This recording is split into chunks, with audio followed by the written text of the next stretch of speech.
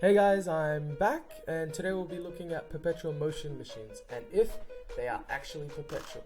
And so we're going to look at a pendulum today, but I'm going to show you how to make a makeshift one. It's not that good, but you know, I might as well do it. Enjoy. Okay guys, so let's begin making our makeshift one.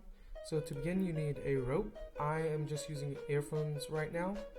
You would also need a weight, and you'd need something to hang that off from, like a broom. So what you're going to do next, now I'm not going to show you how to do this, but hopefully you all know how to tie a knot. Tie the string to the end of the rope to the end of the weight. So finally, just a piece of advice.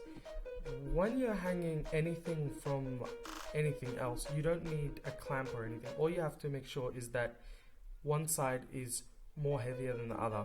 So the side where you're putting the weight on should be less in distance than the other side, just so you can get less of a turning force.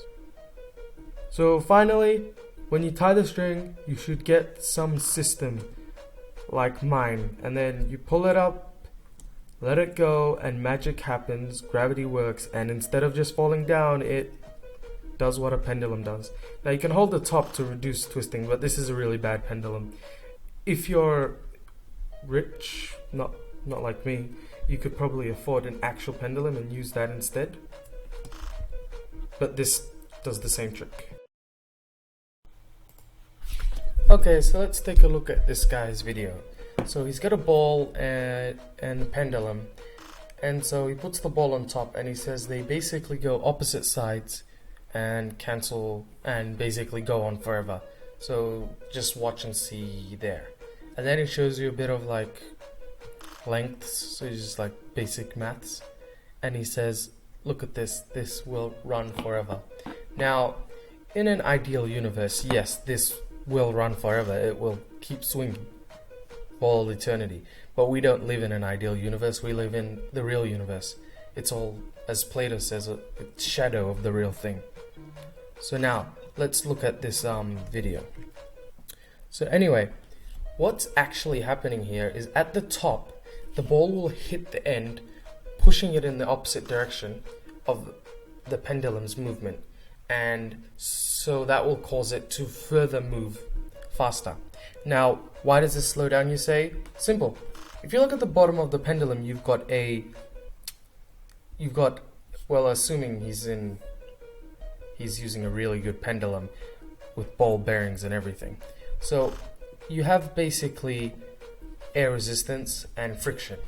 Right here, it's mostly air resistance, so he goes up, air pushes back on him, so he slows down. And over time, eventually, the pendulum will slow down and the ball will slow down as well.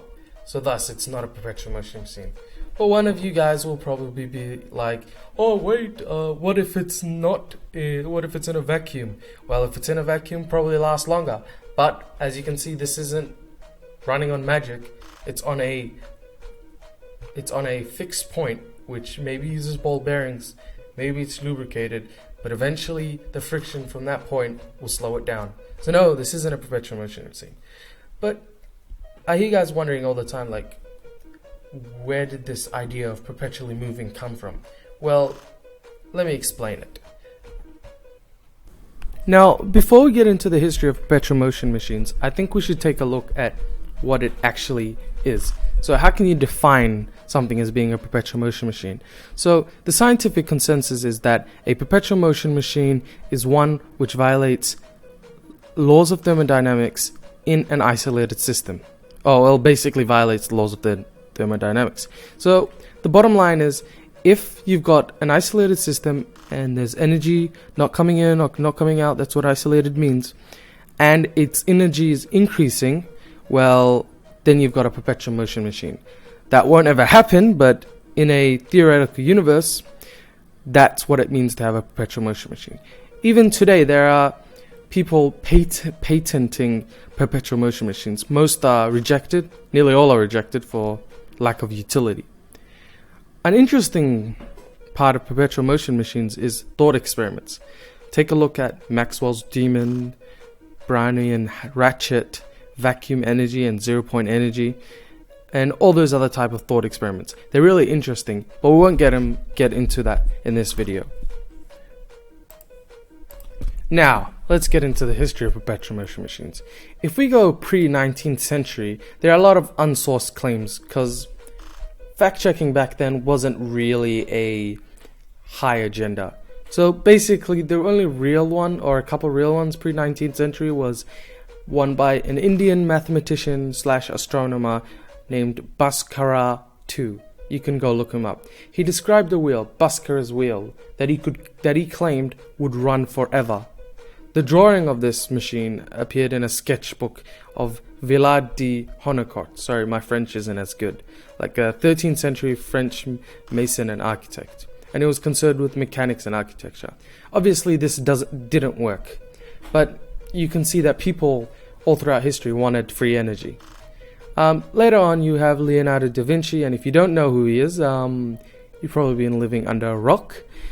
Leonardo da Vinci made a number of drawings of devices he hoped would make free energy, but he was generally against such devices. He drew and examined them and said, hey, look, doesn't really work. There was various scholars in history, actually, who tried to make perpetual motion machines. None actually got there, not unsurprisingly, and this is mainly because that most didn't know how it even worked, how the laws of thermodynamics worked. So they tried and said, why doesn't it work?